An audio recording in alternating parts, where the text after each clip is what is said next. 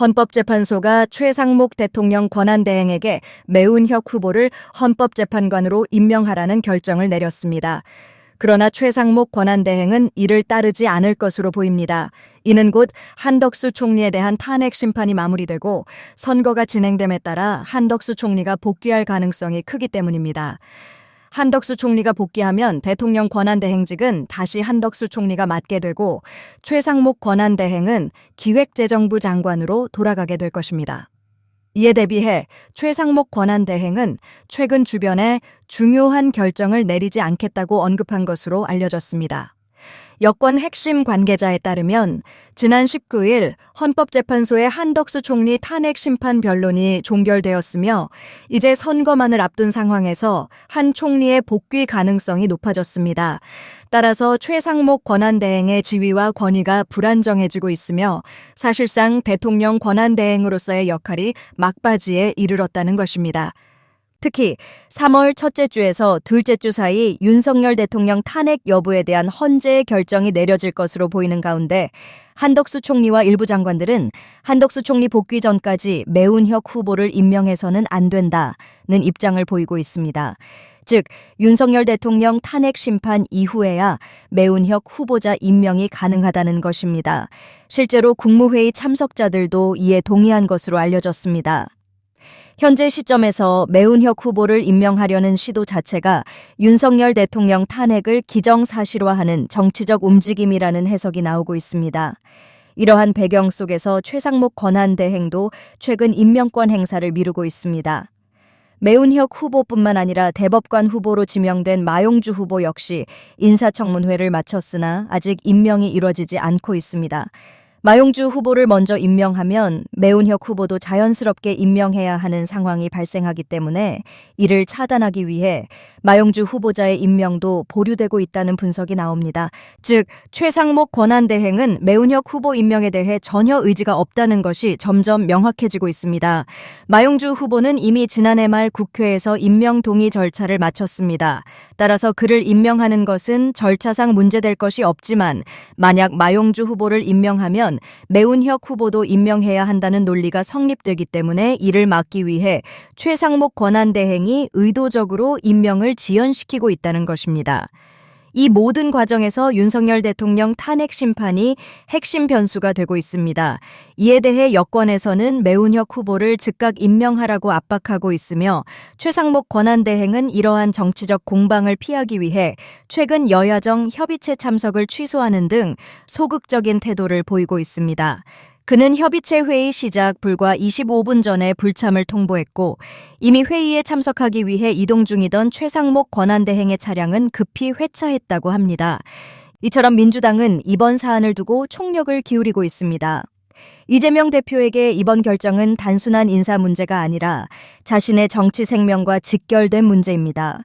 윤석열 대통령 탄핵이 확정되면 자신의 감옥행을 피할 수 있고 반대로 탄핵이 무산되면 자신이 정치적으로 치명타를 입게 되는 상황입니다. 그러나 누가 보더라도 현재 매운혁 후보를 임명하려는 시도는 말이 되지 않습니다.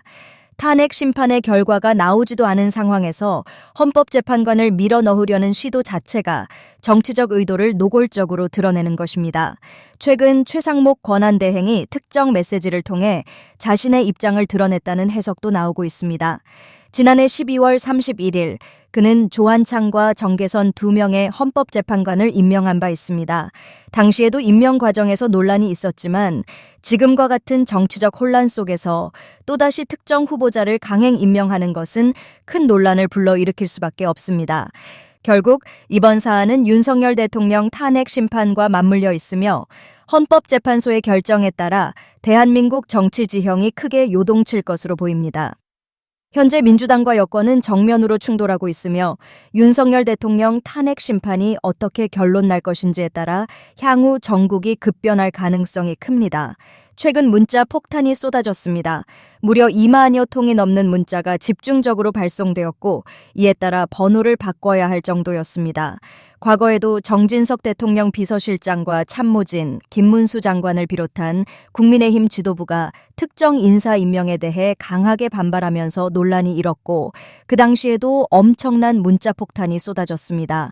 당시 국정 운영을 책임지던 인사들은 오랜 기간 사용해온 휴대전화 번호까지 바꿔야 했을 정도로 강한 반대에 직면했습니다.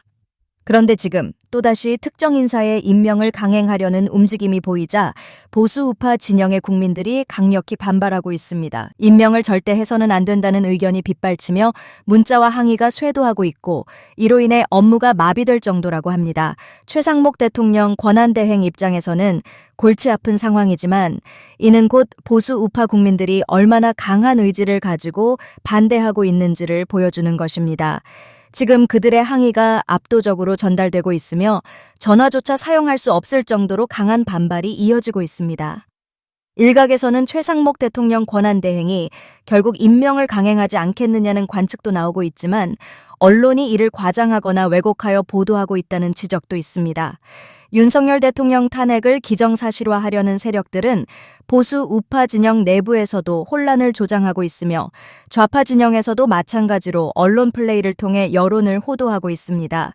특히 한 신문은 3월 4일 임시 국무회의에서 특정 인사의 임명이 이뤄질 것이라고 보도했지만 간담회는 단순히 국무위원들의 의견을 수렴하는 자리일 뿐이며 간담회를 거치지 않더라도 대통령 권한대행이 독단적으로 임명할 수 있는 사안이 아닙니다. 오히려 국무위원들의 다수가 해당 인사의 임명을 반대할 가능성이 큽니다. 헌법학자들조차도 대통령 권한대행이 이러한 결정을 내려서는 안 된다고 경고하고 있습니다. 대통령 권한대행은 본래 소극적인 권한 행사에 그쳐야 하며 중요한 인사를 결정할 권한이 제한적입니다. 특히 해당 후보자의 임명을 위해서는 국회에서 표결을 거쳐 과반 이상의 찬성을 얻어야 하지만 이러한 절차조차 거치지 않은 상황에서 무리하게 임명을 강행하려는 시도는 헌법적 절차를 무시한 행위라고 할 수 있습니다. 이미 한 차례 논란이 일며 임명이 연기된 전례가 있는 만큼 이번에도 같은 문제가 반복될 가능성이 높습니다. 만약 해당 인사가 임명되지 않는다면 헌법재판관 8명 중 4대4 또는 5대3의 구도가 형성될 가능성이 큽니다. 이렇게 될 경우 민주당 입장에서는 윤석열 대통령 탄핵 심판에서 불리한 상황이 벌어질 것이며 탄핵이 무산될 가능성이 높아집니다. 이에 따라 민주당은 다급한 상황에 놓였고 이를 강행하기 위해 온갖 압박과 협박을 동원하고 있는 것으로 보입니다. 하지만 최상목 대통령 권한대행이 이러한 압박을 얼마나 견딜 수 있을지가 핵심적인 관전 포인트입니다. 이러한 정치적 공세 속에서 국민들은 최상목 대통령 권한대행을 지지하고 응원해야 하며 강력한 반대 의사를 지속적으로 표명할 필요가 있습니다. 지금은 단순한 인사 문제가 아니라 대한민국의 헌법과 법치가 흔들릴 수 있는 중요한 순간이기 때문입니다. 한편 최상목 대통령 권한대행은 3.1절 기념사에서 우리 사회 곳곳에 갈등과 분열의 그늘이 짙어지고 있다며 이러한 어려움을 극복하기 위해 통합을 실천하는 데 온 힘을 다하겠다고 밝혔습니다. 그는 또한 3.1운동이 남긴 가장 중요한 교훈은 우리 민족이 대의를 위해 하나가 되었던 통합의 정신이라고 강조했습니다. 이는 지금의 정치적 혼란 속에서 국민들이 하나로 단결해야 한다는 메시지를 담고 있는 것으로 해석됩니다. 이번 사태는 단순한 정치 공방이 아니라 대한민국의 근본적인 방향성을 결정할 중요한 순간입니다. 국민들이 분명한 의지를 가지고 행동하지 않는다면 대한민국의 법치와 헌법 질서는 크게 흔들릴 것입니다. 이제 선택은 국민들에게 달려 있습니다.